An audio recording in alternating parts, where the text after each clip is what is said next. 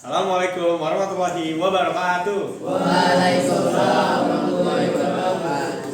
Perkenalkan, nama saya Kiosya Biasa. Saya ada di kelas 12-2 dan kali ini saya akan meresensikan buku yang telah saya baca dan saya akan cantumkan ke dalam PowerPoint yang saya buat. Buku ini berjudul Sama-sama Happy, 5 langkah mencapai kesepakatan dengan siapapun.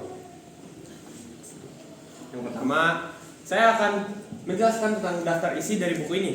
Buku ini, PowerPoint ini berisi tentang identitas buku, isi buku, kelebihan dan kekurangan, lalu ada penutup yang berisi dokumentasi. Untuk identitas buku, buku Sama-sama Happy ini ditulis oleh Lars Johan H. pada tahun 2023, lalu diterbitkan pada tahun 2024. Penerbit dari buku ini adalah PT Gramedia Pustaka Utama, lalu jumlah halamannya ada 296 halaman, dan editornya ada Karina Pramsti. Lanjut kepada isi buku. Buku ini terdapat 13 bab yang setelah saya baca semua, saya akan merangkumnya ke dalam 5 poin penting. Yang pertama, yaitu salah satu tema dalam buku ini adalah solusi, yaitu konsep win-win. Apa sih konsep win-win ini?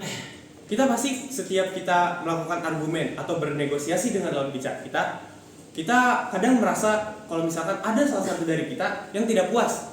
Oleh karena itu, penulis mengajarkan serta menciptakan solusi yang tidak hanya win-win, tapi sama-sama happy juga. Dalam poin yang saya tulis di sini, solusi win-win ini memberikan manfaat bagi kedua belah pihak. Lalu Lars Johan H. mengajak pembaca untuk berpikir bahwa dalam setiap negosiasi atau kesepakatan, semua pihak harus merasa senang dan mendapatkan hasil yang adil. Lalu ada poin kedua. Buku ini menguraikan 5 langkah praktis yang bisa diikuti untuk mencapai kesepakatan yang sukses dan harmonis. Poin-poin ini terdiri dari 5 langkah. Langkah yang pertama, menetapkan tujuan bersama. Konflik seringkali terjadi. Konflik ini terjadi karena adanya perbedaan pendapat, perbedaan kebutuhan, dan perbedaan tujuan. Nah, oleh karena itu kita harus menyamakan dua kepala menjadi satu.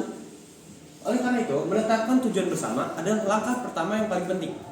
Lalu ada langkah kedua, yaitu menyusun kerangka kerja yang bagus. Menyusun kerangka kerja yang bagus dan jelas itu juga tidak kalah penting, karena kita ingin negosiasi atau argumen kita itu terstruktur dan jelas. Kita tidak mau argumen kita compang-camping atau abstrak.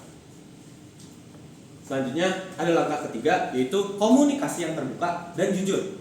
Komunikasi yang terbuka dan jujur adalah dasar ketika kita melakukan argumen atau sedang bernegosiasi dengan lawan bicara kita. Ketika kita tidak jujur, maka argumen yang kita sampaikan atau negosiasi yang kita sedang lakukan itu akan menjadi hancur. Lalu ada langkah yang keempat, yaitu empati dan pendekatan yang proaktif.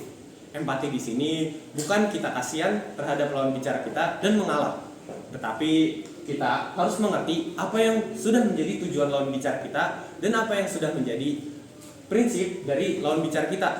Lalu kita mendekati dengan pendekatan yang proaktif agar lawan bicara kita senang atau sama-sama happy dalam melakukan negosiasi atau argumen ini. Lalu langkah yang terakhir adalah fleksibilitas dan adaptasi. Terkadang kita selalu saja kalau misalkan melakukan argumen atau sedang bernegosiasi itu tidak sesuai dengan harapan yang kita mau. Nah, Lars Johan H. mengajak kita untuk lebih fleksibel dalam mengikhlaskan atau menerima keputusan yang sudah disepakati oleh kita berdua atau lebih. Dan untuk adaptasinya, kita juga harus beradaptasi untuk lebih menerima apa yang sudah menjadi kesepakatan oleh kita berdua.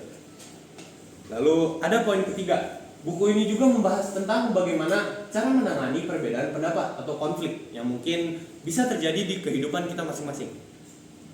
Lars Johan H. menekankan bahwa kita tuh harus lebih fokus kepada solusi yang akan kita cari, bukan malah fokus kepada masalah yang sedang kita kerjakan atau masalah yang terjadi pada saat negosiasi ataupun berargumen. Yang keempat, selain 5 langkah dalam buku ini juga, Lars Johan H. mengulas prinsip-prinsip dasar yang terjadi ketika kita akan bernegosiasi atau kita akan berargumen dengan seseorang.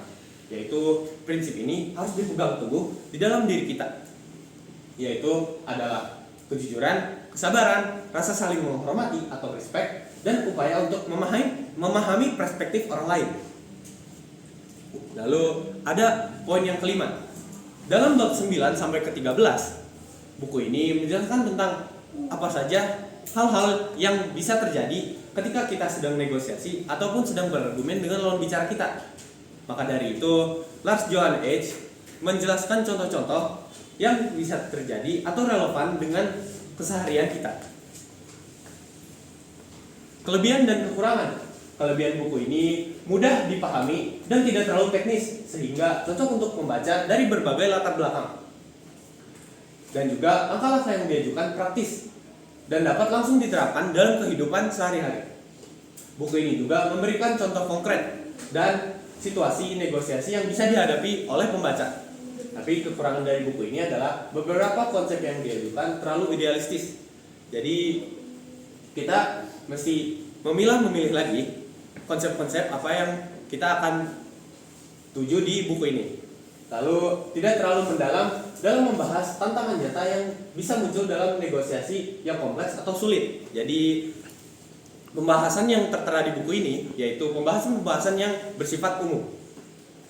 Lalu ada dua kutipan favorit saya. Orang dengan ego besar tidak bertanya sama sekali, dan orang dengan ego besar terlalu cepat menyimpulkan. Lalu yang kedua, Anda harus menemukan apa yang kedua pihak Anda inginkan. Jika tidak, Anda tidak akan membuat kedua pihak merasa puas. Lalu ini ada dokumentasi saya. Terima kasih. Mohon maaf bila ada salah kata maupun salah pengucapan. Wassalamualaikum warahmatullahi wabarakatuh. Waalaikumsalam.